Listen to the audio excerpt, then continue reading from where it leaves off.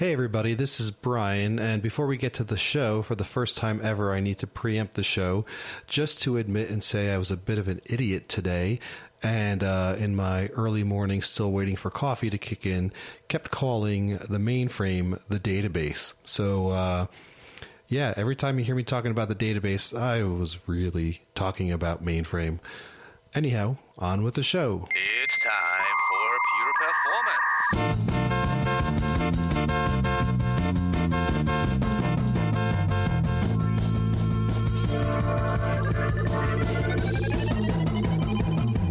Get your stopwatches ready. It's time for Pure Performance with Andy Grabner and Brian Wilson.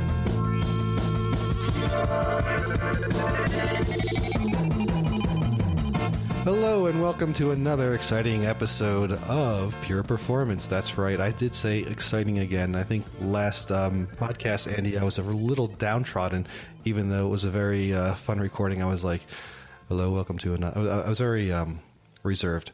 Anyhow, Andy, how are you doing today? Good. Well, I have to also say last episode, it was amazing because I learned a lot, but I've never felt so embarrassed because I didn't know as much about the topic as I should have. And, the last episode was about Docker, Mesos, Kubernetes. It was great to have an expert on the line. And so it's kind of like this new cool technology that we talked about that people need to be aware of what it's doing. And I believe now, today, we have not the opposite, but from a timeline perspective, we talk about a technology that has been around for a very long time, and yet I don't know as much as I should know about it, even though I believe all of us, listeners, and the two of us, and also Mike, who I will introduce in a second, we are probably interacting with that type of technology every single day. So now, what type of magic technology would this be? What type of magic technology could that be? Well, I want to now actually give the chance to Mike Horvitz. Hey, Mike, are you here? I am here, Andy and Brian. How are you guys? Good. Hey, so Mike, what is this magic technology that has been around for a long time? Most of us probably don't know what it really does, but yet we're interacting with it probably every single day. Well, I can only assume that you're referring to the mainframe, Andy. Exactly, that's what it is. Yeah. So yeah, the mainframe has been around about as long as computers have been around. Yeah. So since the Stone Age, huh? Right. Yep. And like you said, pretty much everybody, whether they know it or not, interacts with it on a pretty daily basis. Most of the financial institutions and the larger health insurance institutions are all still using their mainframe backends.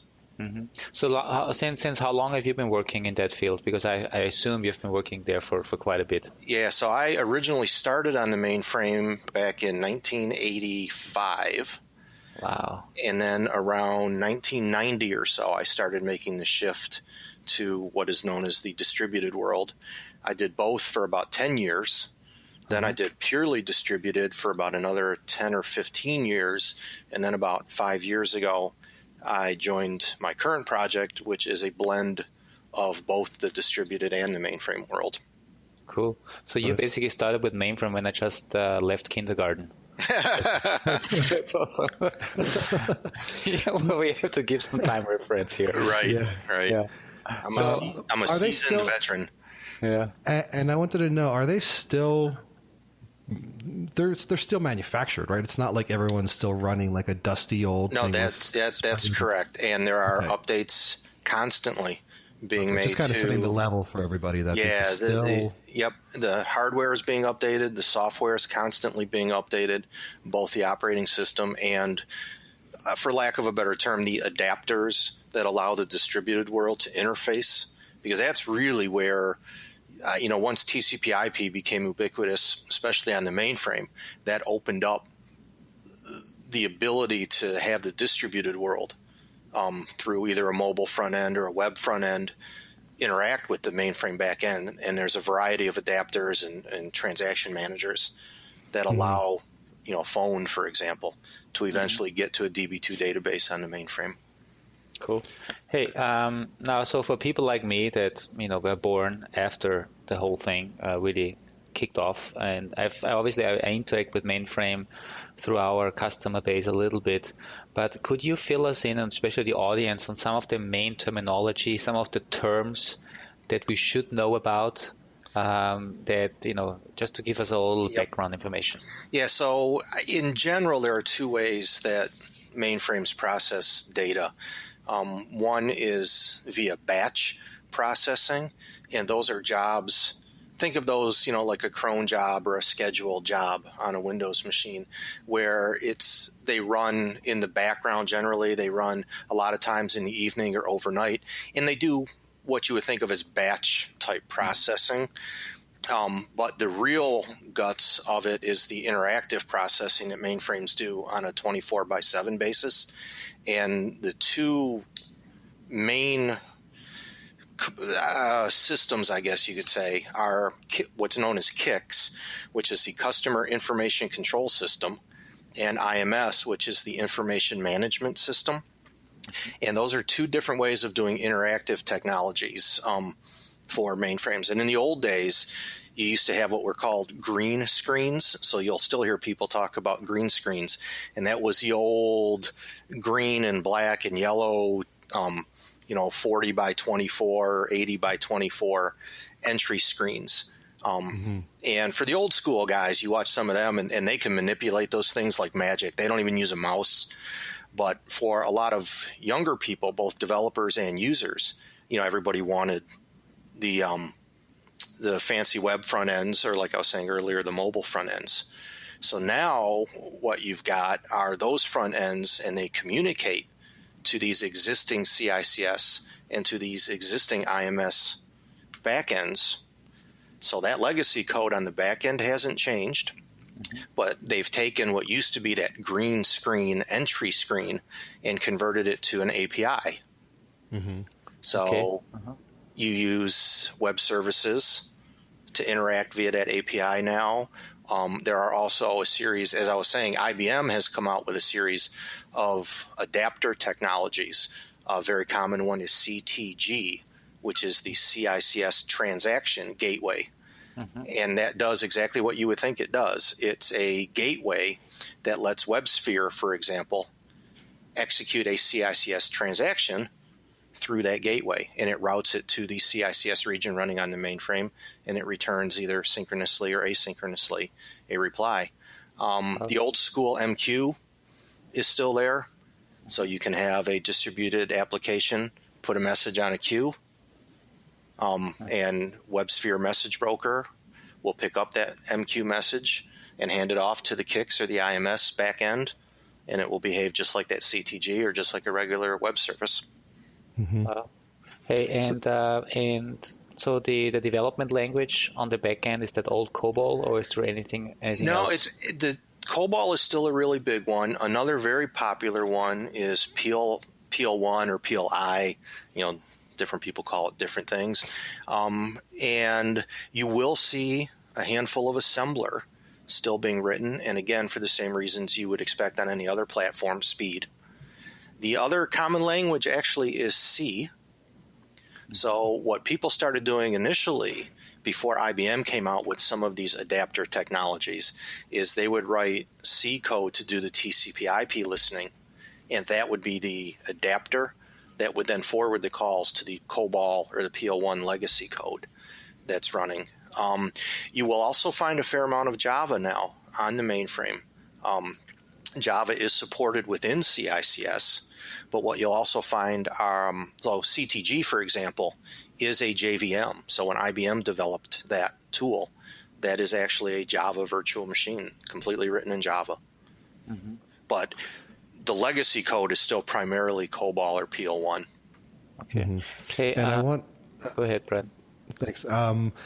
Obviously, I think we want to dive into a little bit more on the mainframe side, but just before we go into that too, for all the more distributed type developers who are going to be interacting with the mainframe, based on what you were saying about the service calls and the APIs, it almost sounds like it's just another endpoint that they'll be sending another service request to, like a developer or Java developer, Node, or anyone else who's going to eventually be sending something down or making a request to the mainframe doesn't need to know what's behind the curtain, right? They're just going to, hey, I have to send up a service call and format it in this way, and it'll get my data back. Is that? That's correct. It's really just another tier in an enterprise application. Mm-hmm. And one of the things we'll probably talk about that you guys will probably be interested in is that tier methodology way of thinking fits perfectly into a enterprise APM solution, because it really is just another tier. And as you say, the front end developers, they're just making an API call. If it fails, they need to find out where in any number of a back end tier it failed, but it would be no different than analyzing it if that back end tier was another JVM or a .NET server. Hey, there's one more term that is floating around all the time, which is MIPS. And I believe MIPS is very critical. And could you explain what MIPS is and why it is so critical to the mainframe folks? So the biggest difference between the mainframe and the distributed world in terms of cost of your application is paying for CPU. So on the mainframe, you actually pay IBM for the CPU that you use. So if you buy a distributed machine, you've effectively bought that hardware 100%. And no matter how much CPU you use on it, that's a fixed cost. On the mainframe, you're paying for those instruction cycles, or MIPS, that you're using. So it's extremely critical on the mainframe to be able to monitor that CPU usage and keep it low.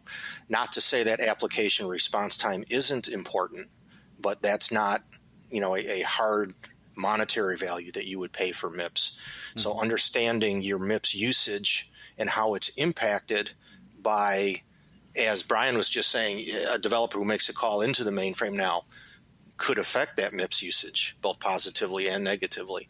And it's very important for the mainframe performance analyst engineers to understand that. Mm-hmm. And I think, so first of all, a clarification, MIPS stands for millions instructions per second. Is that right? I believe that is correct. Yeah. Go ask the Oracle. Yeah, go ask the Oracle. Just go Google here. Right. And what I think is really interesting is so this has been the business model from IBM since the beginning, right? I would assume. As long as I've been around. Okay. Yes. And you've been around for a while, so it's been for a while.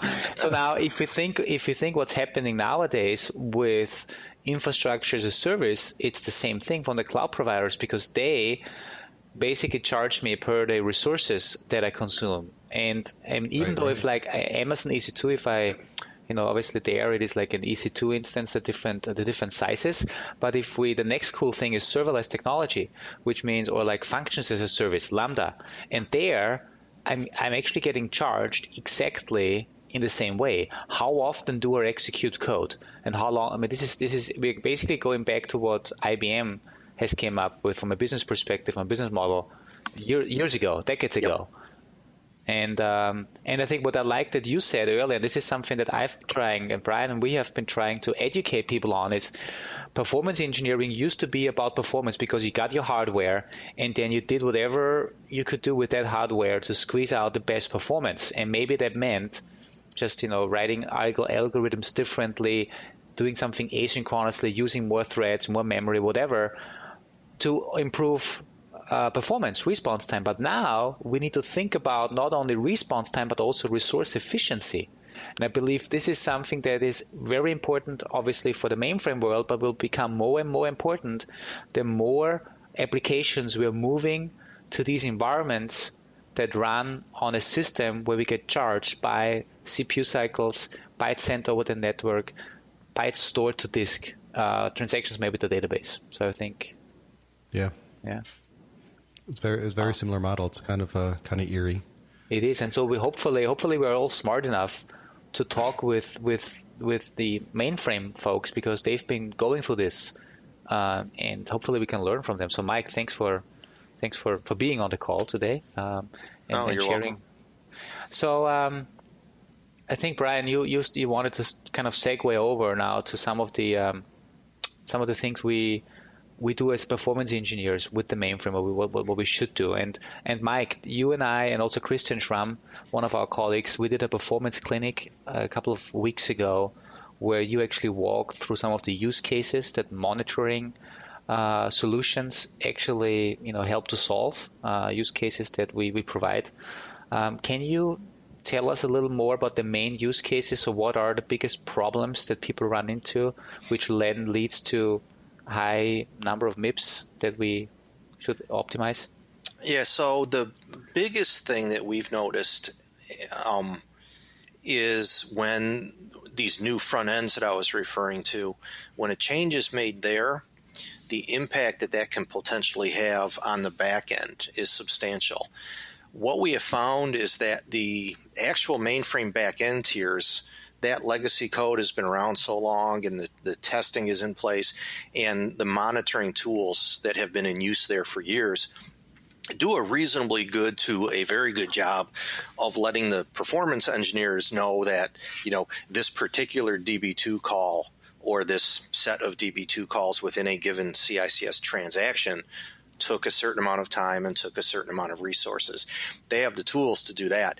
The key problem pattern that we've been seeing in the last couple of years is when a change is made, say, on a mobile front end or a web front end, that now invokes that transaction 10 more times than it needs to accidentally. Mm-hmm. So the old mainframe tools are saying, this transaction in itself is still running very smoothly and very efficiently. But what the customers need to know is now, we're now calling that transaction too many times because of a change that happened in the front end. I think that's the most common of the problem patterns that we see. Mm-hmm. And I think I remember years ago, 2, 3, 4 years ago, maybe even, when we came up with the distributed tracing from the distributed world into the mainframe, a blog post that I think it was maybe Klaus who wrote the blog post saying from mobile to mainframe and a slight configuration change in the middleware Java tier caused duplications of calls going to the mainframe and therefore doubling the number of MIPS and therefore obviously exploding the costs. Right, and that's exactly the type of thing that can happen. And the other thing is not only is it potentially a configuration change or even a coding change. I don't know if you guys remember, there was a Christmas commercial that came out like 2 years ago. I think it was for FedEx. I'm not sure who it was, but it was guys in a warehouse, and they were going crazy because their sales were going through the roof. And what it turned out, they flashed back, and a little kid had just gotten an iPad for Christmas, and he was just banging on it, not realizing that he was hitting the buy button on his cart. And it's funny and we laugh, but the biggest thing now is, say, banks. You have people on their phone who can check their account balance anytime during the day. You don't have to go to an ATM anymore. You don't have to be in front of a computer anymore to do that. You can simply just, every half hour if you want on your phone, check your app. That balance eventually is going to make its way to a CICS or IMS back end that's making a DB2 call. Yeah. So, and I know for myself, my bank account interest gets compounded by the minute, so I'm always on it about,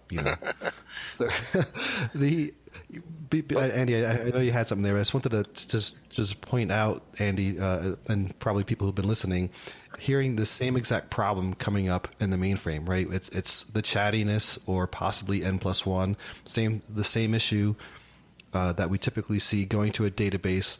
We're seeing it all the time now with the distributed services, where in general there's like way too much chattiness and the N+1. Same exact problem existing, or becoming a new problem for a database with its renewed life in these situations. So it's stop doing this, please, everybody. Yeah. So the only thought that I had on this bank example, and I think, Mike, this is what you try to explain. Back in the days, maybe 10 years ago, we went to our bank branch, maybe, I don't know, once a month, maybe once a week, and then the teller he looked up through the blue screen, or the green screen probably. Correct. Yep. Not the blue, hopefully not the blue Not screen. the blue screen, right? Yeah, but the green screen, what the account balance is. That means one transaction per customer once a month. Now, potentially, I do this once a day, which means 30 days in a month, so 30 times more MIPS consumed by an individual customer, which obviously increases the price. So here's my thought now. What can architects learn, especially the folks that build the front and the mobile apps? Can they be smarter, like caching some data? I mean, the account balance doesn't change every minute.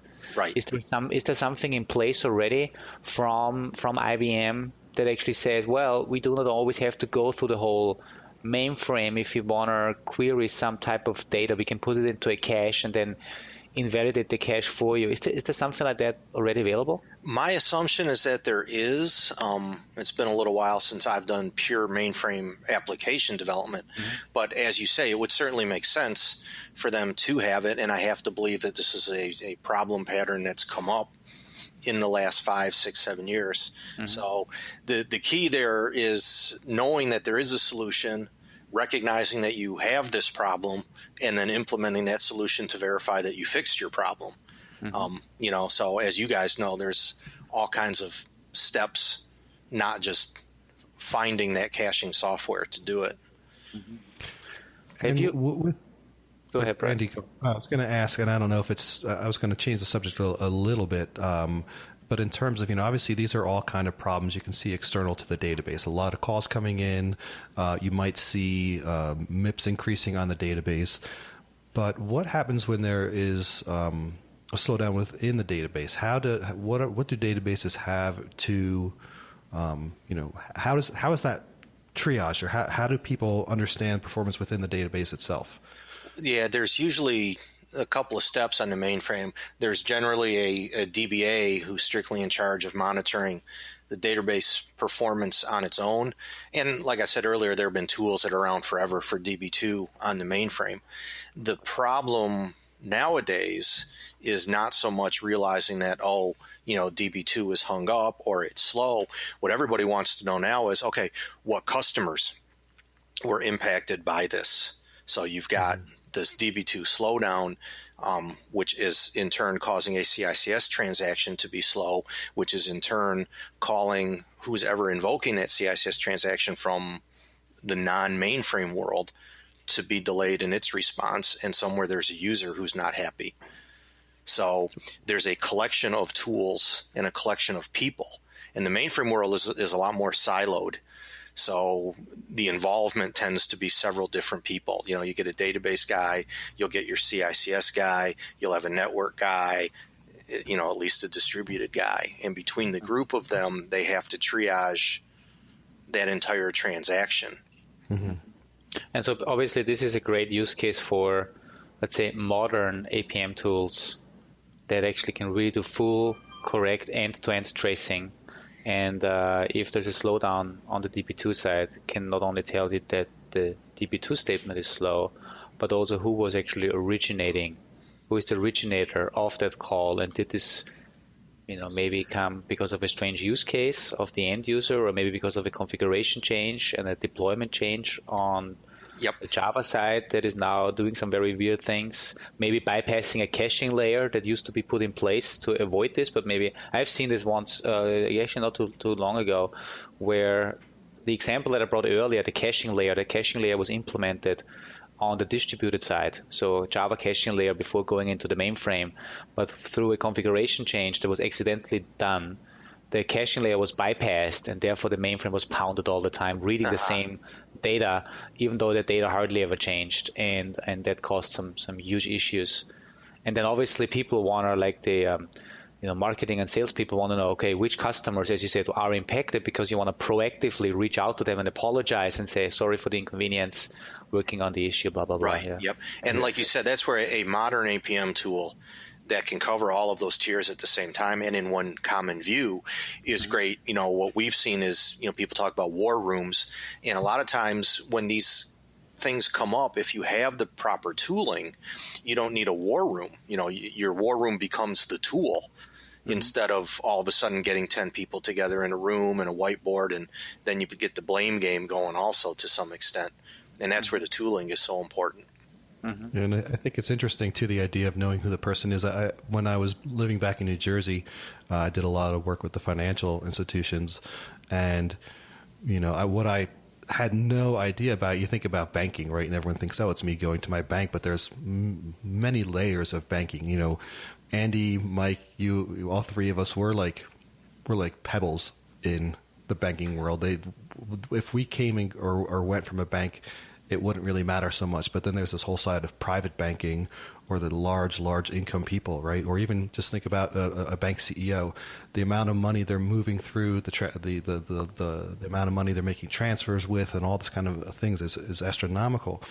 And if you can't identify problems with those people, especially, like, I'm not saying banks are evil and they don't care about performance for us, but they care much more for performance for those, high rollers, and being able to identify if one of those people had a problem is critical. Right. I remember, what happens if the president of the bank complained about performance? What are you going to be able to find? Right, and that's the tie-in with what we were talking about earlier, Brian, is that if you've got just, like you say, a regular user who's, beating on their phone 10, 20 times a day to get their balance, whether or not their response is slow may not be a big deal. But if those balance checks are slowing down the system, and right, somebody else's more critical response is slow, then you run into a headache. Hey, one thing, and I'm just looking at through the slides that we used at our recent performance clinic. And by the way, if listeners want to see what you guys actually presented, you can find it on the YouTube channel, bit.ly/DT tutorials. And if you search for Mainframe, you'll find the recording. Now, one very interesting thing, talking about MIPS and the mobile world, I believe IBM, they have some special pricing, right, for mobile front ends now. Yeah, that's correct. There's a percentage discount on the CPU usage on the mainframe for transactions that were generated from the mobile world. Mm-hmm. And go ahead, Andy. Yeah, and that's basically. And how would you normally get this type of information if you are just looking at your mainframe monitoring tools? That's a great question, and it's almost impossible without tagging it or tying it, correlating it together somehow. So again, you really need a tool that can do your true end-to-end transaction tracing, because you have to prove to IBM that somebody on a mobile device generated this transaction that's running on the mainframe.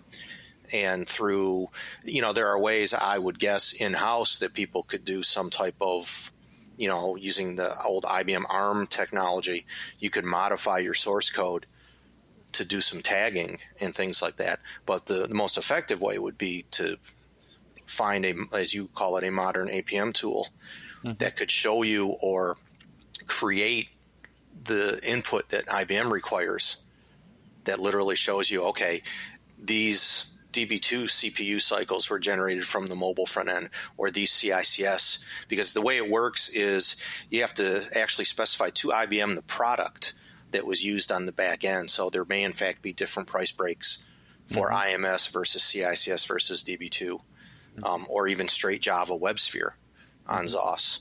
But the basic concept is you have to prove without a doubt to IBM that those transactions and CPU cycles came from a mobile front end. And there's a very specific format that you need this data in, and it goes into a tool, and then that tool produces another set of information that you supply to IBM.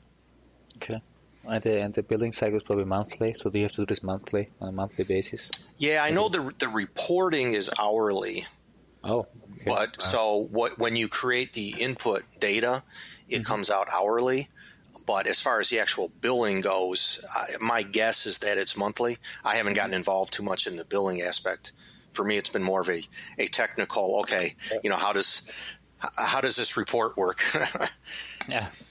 Now, besides banking, we talked about banking a lot. Other industries that we may not know about that are using the mainframe? Yeah, the two big ones are financials in general. So people think of banking in some of the contexts that we were talking about earlier, but just general financials.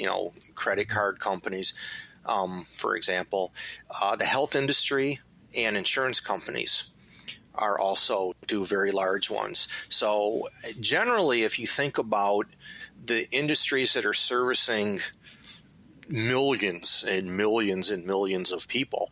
So it would be things that everybody uses. So theoretically, everybody should have insurance. Theoretically, everybody should do some banking at some point. And, not just car insurance, but you should also have health insurance. And then you think about hospitals and how many hospitals are there? How many hospital patients are there? Yeah. And that type of load. And the fact that these industries have been around forever usually is a good indicator that at some point they were on the mainframe.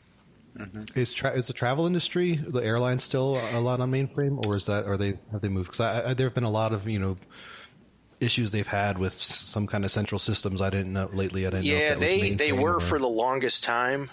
And to be honest with you, Brian, I'm not really sure if they've moved off or not. But years ago, it's funny because when you quote grow up on a mainframe like I did, you notice those green screens. And in years past, I've been either at there was a furniture vendor in town, where I could see the salesperson on their monitor entering stuff, and it was actually a green screen.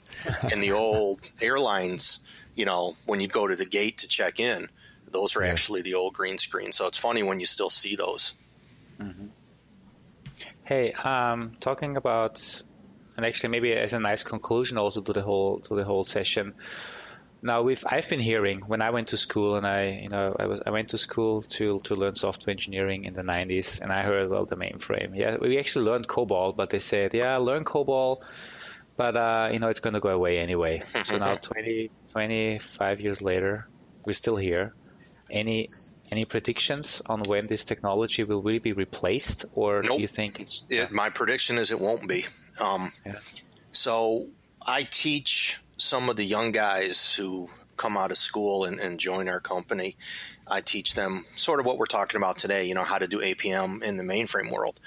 And one of the things that I stress to them is if they're looking for job security and a good paying job, and they don't mind having to relocate, the mainframe is the place to go. It's not going anywhere. There are not a lot of people who know how to do it. There are not a lot of people currently interested in doing it. The issue is there aren't a lot of mainframe sites. There are open jobs, but you may have to relocate or you may have to work remotely. But it's not, to answer your original question, it's not going anywhere. You think about all the major industries that are still using it on the back end, those back ends will still be there. The part now is, as the front end technologies change and get fancy. 10 years ago, there was no iOS, there was no Android. Somebody's got to make that stuff talk to the mainframe. But you don't think there is a chance of, with this whole microservices model coming out, are the jobs and the kind of things mainframe's doing something that can be translated into a microservices kind of framework, or is it just? Well, if it can run on the mainframe so that those size of processors can continue to handle the load. It's really just about the compute, is what you're saying, right? Yeah, it's mostly it's a not just a load issue; it's a security issue. There's a whole slew of things that the mainframe provides and has provided forever that the distributed world is still trying to model and get caught up to. So the way that the applications are architected in terms of monolith to microservices, a lot of that has changed in time. The applications themselves are not as monolithic as a lot of people have thought. They have actually broken apart those apps so that you have certain CICS regions that do certain functions and other CICS regions that do other functions, and they are separated. And you now have these adapters that handle the incoming data. So people have really applied the proper architectural rules to it. And whether that programming language has shifted. So, whether or not you'll have as many COBOL jobs may not be the case, Those may move to Java jobs, but they're still going to be mainframe jobs. Yeah, Right. yeah. It's a different mindset, right? Absolutely. And I think And I think the biggest thing, obviously, from a performance engineering perspective, is going to be how can you not only squeeze out the next millisecond, but how can you also help to reduce the operating cost because of resource consumption. And I really like this that this is a big topic for mainframe, and I think it's also a big topic for the distributed world and for the cloud native world. Actually, now I have one more quick question. I've been promoting DevOps, CI/CD, continuous delivery pretty heavily. How would something like continuous delivery work in the mainframe world? So how is something like DevOps? Is there any thoughts, any ideas around that? It fits perfectly into that same model, and for a lot of the same reasons. Now, if you think of DevOps for your application and your enterprise at that level, it fits perfectly. To what you want to do is get your testing into a continuous integration, continuous development delivery model. That way, when you make changes in your mobile front end, your web front end, or any of your middleware, it's a part of all of this. So when those changes happen, if you're monitoring the transactions and the DB2 calls on the mainframe backend as a part of that continuous integration and continuous testing, your DevOps team should pick up automatically if changes occur. So not only changes in functional specs, so a test still may go green, but now, if you're doing development in a continuous integration with an APM tool, you can see that, it stayed green. However, the response time or the MIP usage shot way up. Yeah, that's cool. Yeah, that's perfect. Right, that's the key. And the example that I draw in a presentation I give is if you've got a test that is failing all of a sudden because somebody made a change, somebody else may make a change to make that test go green from red, but in that change, they may have caused a MIPS usage issue. And if you're doing CI and DevOps, you will pick that up. And again, that's what I'm saying, it's the same model. The earlier the feedback you get across the board, the better. So we're basically telling the same story. That's great. And now, but follow up. So that means, are you seeing companies having their own mainframe that they use in the pre-prod environment, or are they mocking away these layers by just obviously Both. letting both? Okay. Yeah. So and again, it's just like any other tier. Anybody who's writing code that's making a call to another tier should at some point have mocked it out. But then at some point, whether it's a sandbox or a test or a pre-prod or whatever it is, you still need to have a full-blown system. Yeah. When you speak of a mainframe, remember, and here's another key term that we actually forgot earlier, think about partitions, and they're called LPARs for logical partitions.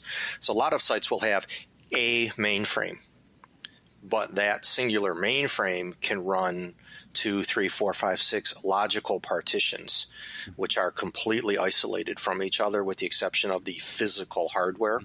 Mm-hmm. And what they'll do is they'll set up production LPARs, they'll set up test LPARs, sandbox LPARs. And what they should do is they should run their continuous integration and their DevOps on those test and sandbox systems. And pricing is the same from an IBM perspective? Yeah, they're all cycles. Yeah. Okay. Cool. Wow.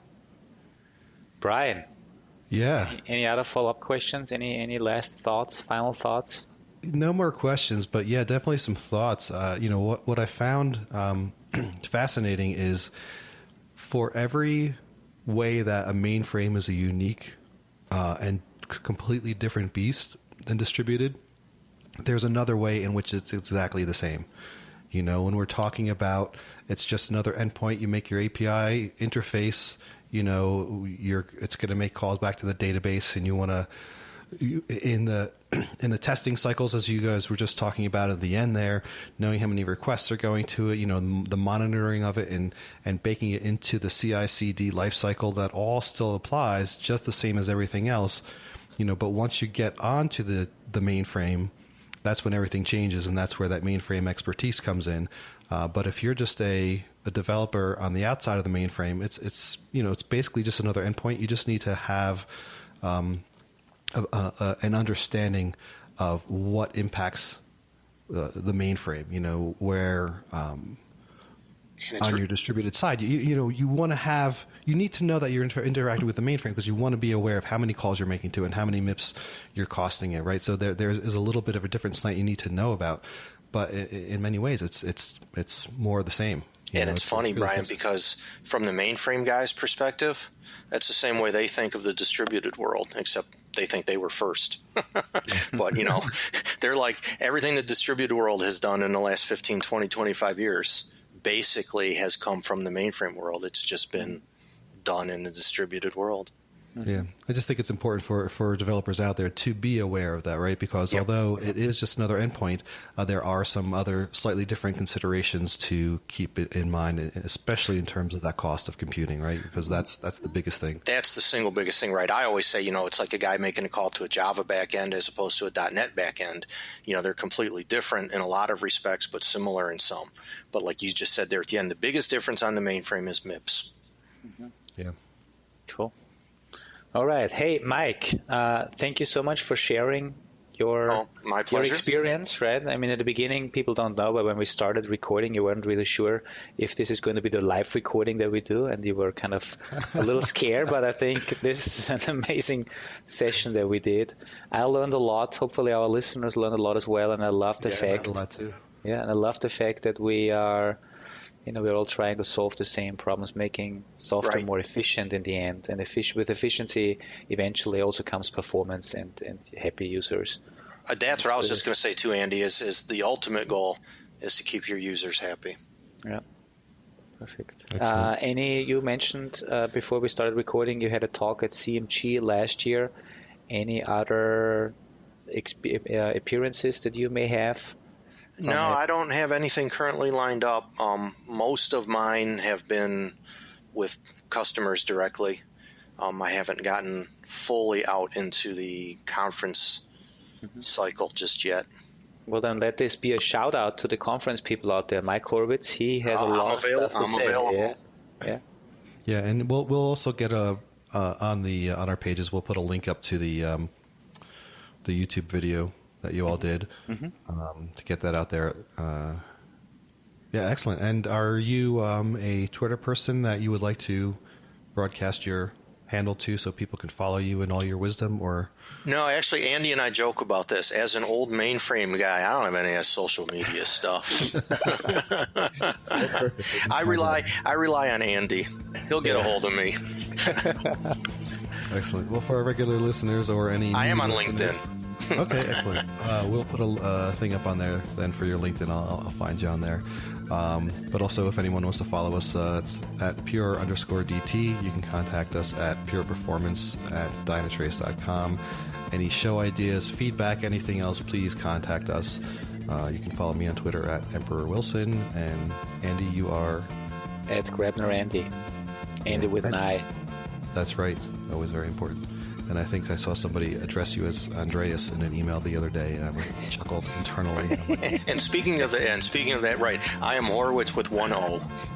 Yeah, but you just pronounced it Horowitz. You added the O in the pronunciation. No, I never do. It's always Horowitz. But it sounds like there's an O in there. No. I guess maybe mentally because it's a right. Yeah, and as I said, your brother is Adam Horowitz for Horowitz for anybody who right. And what was the other Horowitz? Oh, my uncle is Vladimir, the classical pianist. Yes. All right, mic check.